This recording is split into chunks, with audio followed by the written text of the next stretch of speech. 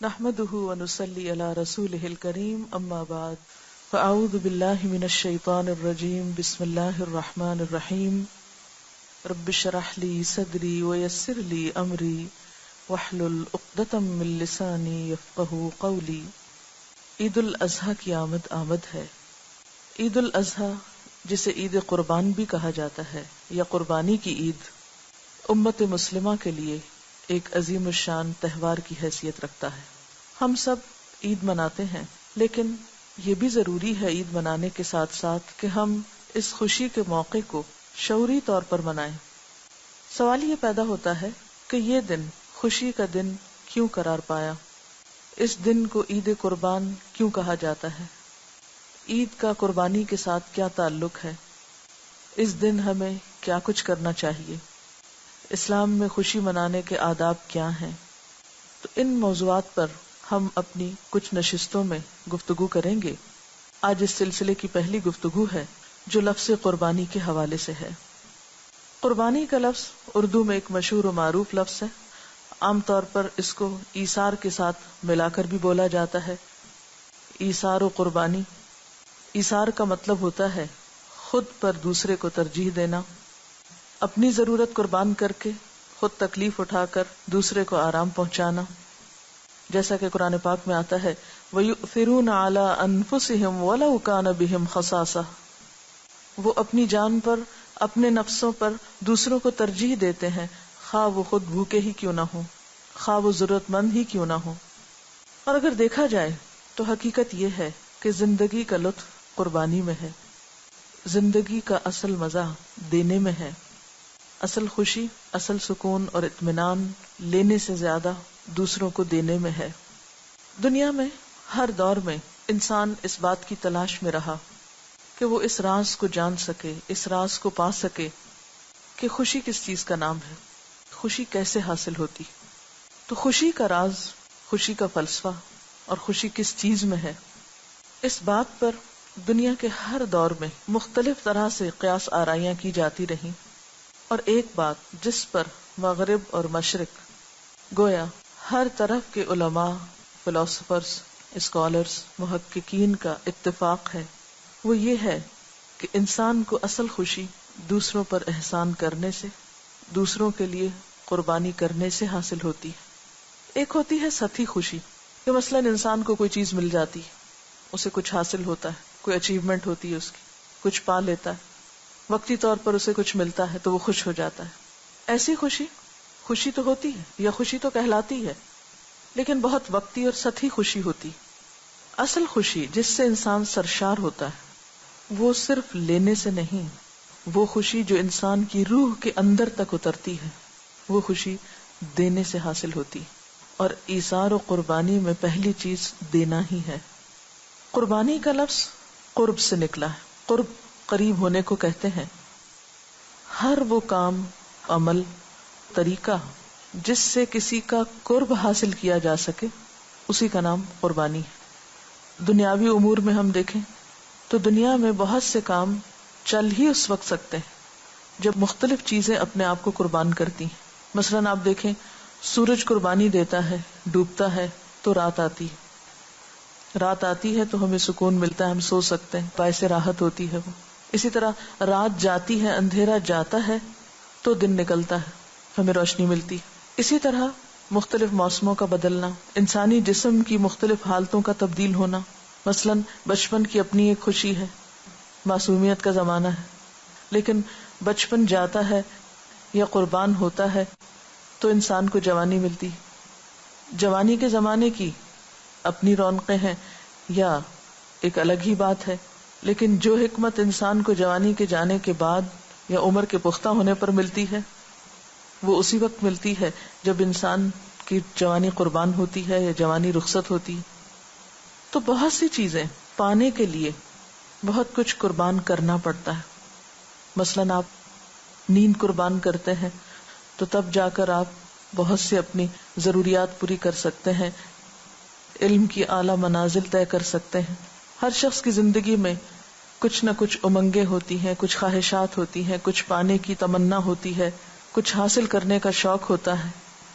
یہ سب شوق اور یہ تمنائیں اس وقت تک پوری نہیں ہو سکتی جب تک کہ انسان ان کے لیے کچھ قربان نہیں کرتا. آپ کچھ خریدنا چاہتے ہیں، کچھ حاصل کرنا چاہتے ہیں، آپ کو مال قربان کرنا پڑتا ہے.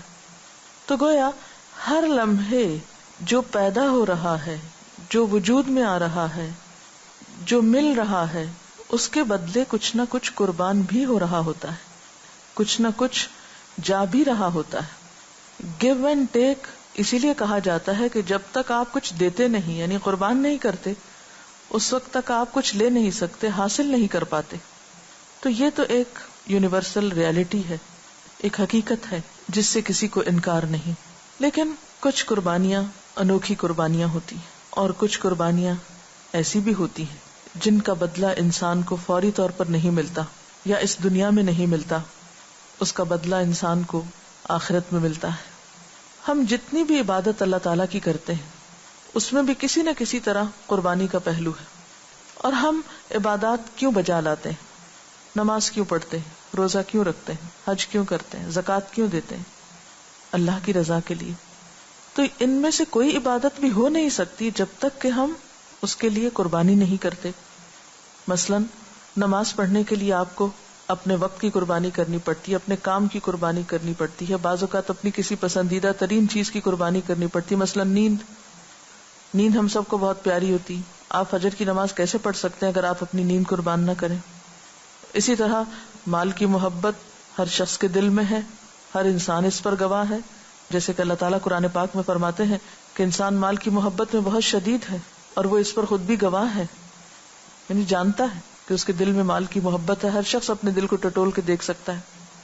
لیکن جب انسان اپنا مال اللہ کی راہ میں قربان کرتا ہے، اللہ کی محبت میں دوسروں پہ خرچ کرتا ہے، جیسا کہ قرآن پاک میں آتا ہے وَيُطْعِمُونَ الطَّعَامَ عَلَى حُبِّهِ مِسْكِينًا وَيَتِيمًا وَأَسِيرًا، کہ وہ اس کی محبت میں، اللہ تعالیٰ کی محبت میں اپنا مال خرچ کرتے ہیں مسکین اور یتیم اور قیدی پر. اور کیا کہتے ہیں؟ انما نطعمکم لوجہ اللہ لا نرید منکم جزاء ولا شکورا، کہ ہم تو تمہیں صرف اللہ کے لیے کھلا رہے ہیں، تم سے کوئی بدلہ یا شکریہ نہیں چاہتے.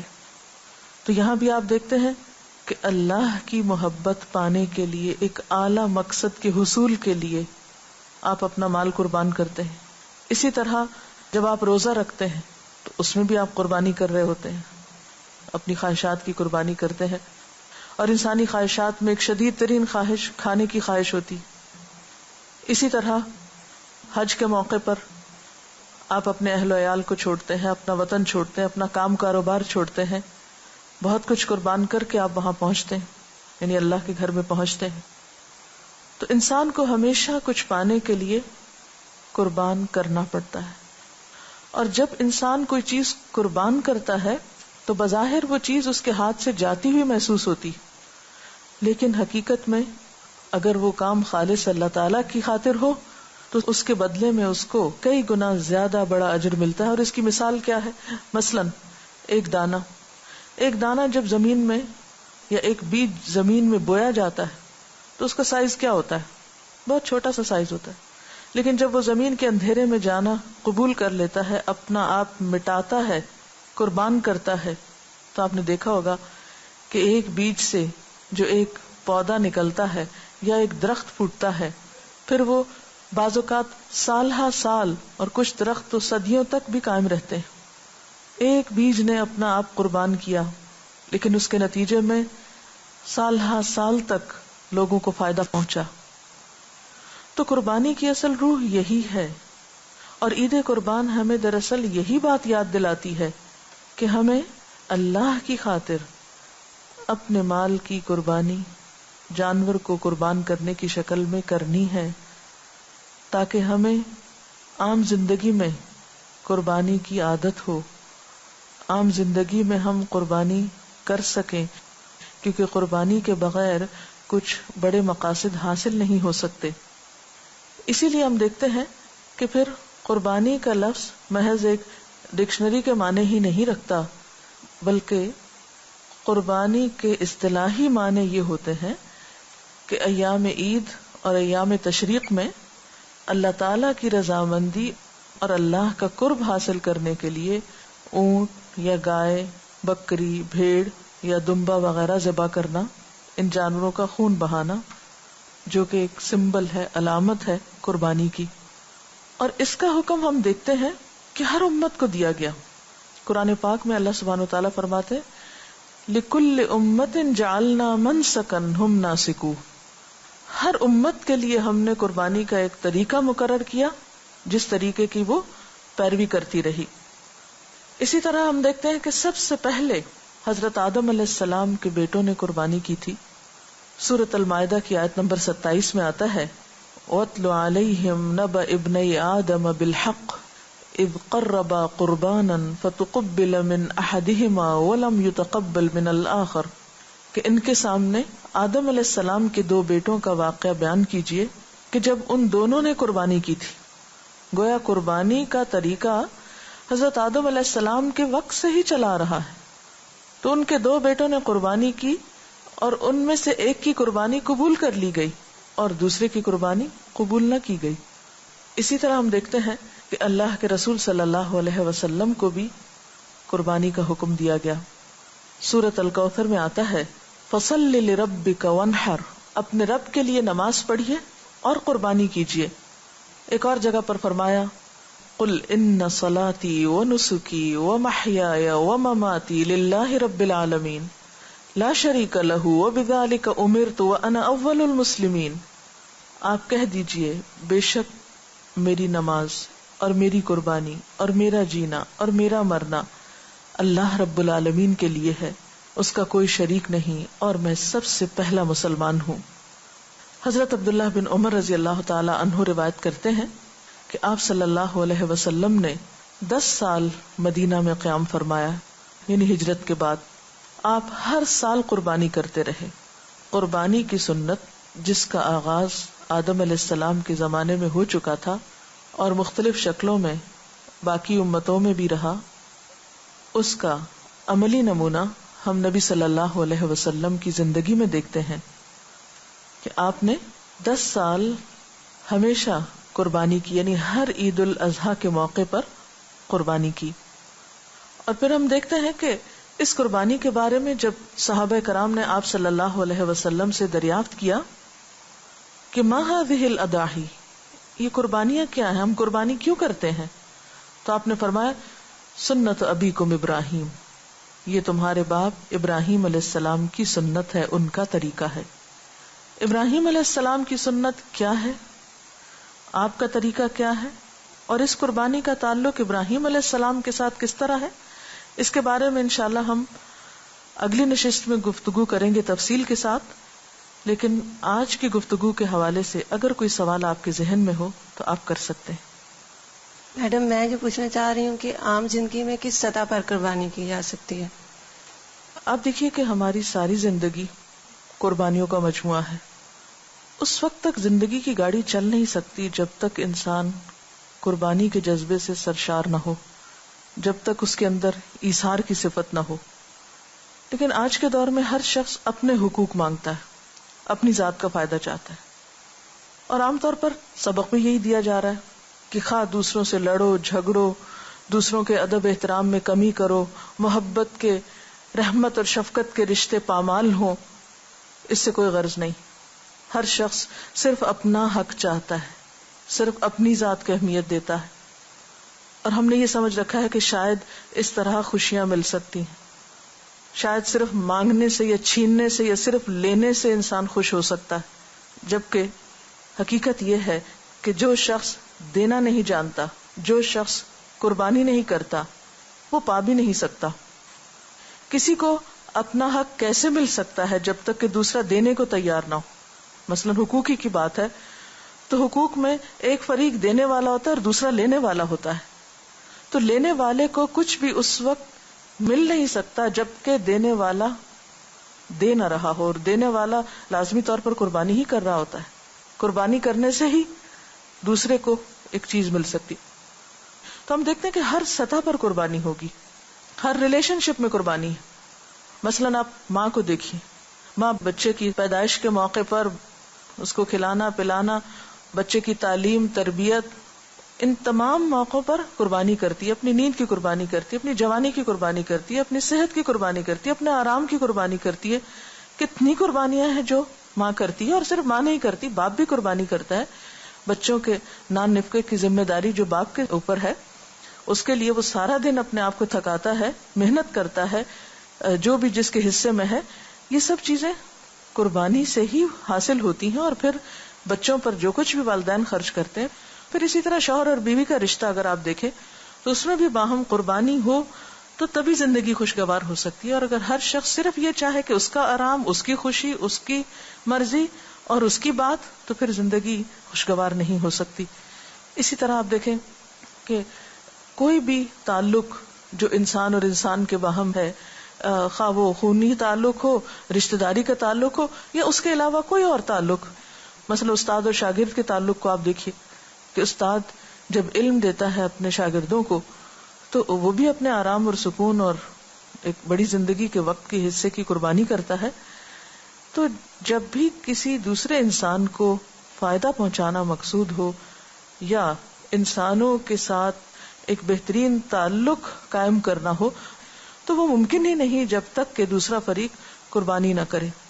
تو زندگی کی خوشی، ترقی کا راز، اور نہ صرف یہ کہ اس زندگی میں بلکہ آخرت کی زندگی میں اس وقت تک حسن پیدا نہیں ہو سکتا جب تک کہ انسان قربانی نہ کرے. کوئی اور سوال؟ میڈم میرا آپ سے سوال یہ ہے کہ عید الاضحیٰ کو عید الاضحیٰ کیوں کہا جاتا ہے؟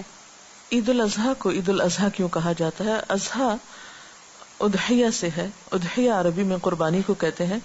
چونکہ اس دن جانور قربان کیے جاتے ہیں اس لیے اس کو عید الاضحیٰ کہا جاتا ہے. ڈاکٹر صاحبہ، اسلام کے علاوہ دیگر مذاہب میں قربانی کا کوئی تصور پایا جاتا ہے؟ قربانی کا تصور دنیا کے تمام مذاہب میں پایا جاتا ہے. اس کے لیے عموماً الفاظ مختلف استعمال ہوتے ہیں. مثلا نروان کا لفظ ہے، یا بھینٹ چڑھنے کا یا چڑھانے کا لفظ ہم دیکھتے ہیں. مثلا بتوں کے نام پر یا دیوی دیوتاؤں کے نام پر بسا اوقات جانوروں کی اور انسانوں تک کی قربانی کی جاتی ہے. تو قربانی کا تصور ہر جگہ پر ہے. اس کے ساتھ ہی ہمارے آج کے پروگرام کا وقت ختم ہو رہا ہے. اجازت چاہتے ہیں. السلام علیکم ورحمۃ اللہ وبرکاتہ. اللہ اکبر، اللہ اکبر، لا الہ الا اللہ، واللہ اکبر، اللہ اکبر وللہ الحمد. اللہ اکبر، اللہ اکبر، لا الہ الا اللہ، واللہ اکبر، اللہ اکبر وللہ الحمد. اللہ اکبر، اللہ اکبر، لا الہ الا اللہ، واللہ اکبر، اللہ اکبر وللہ الحمد.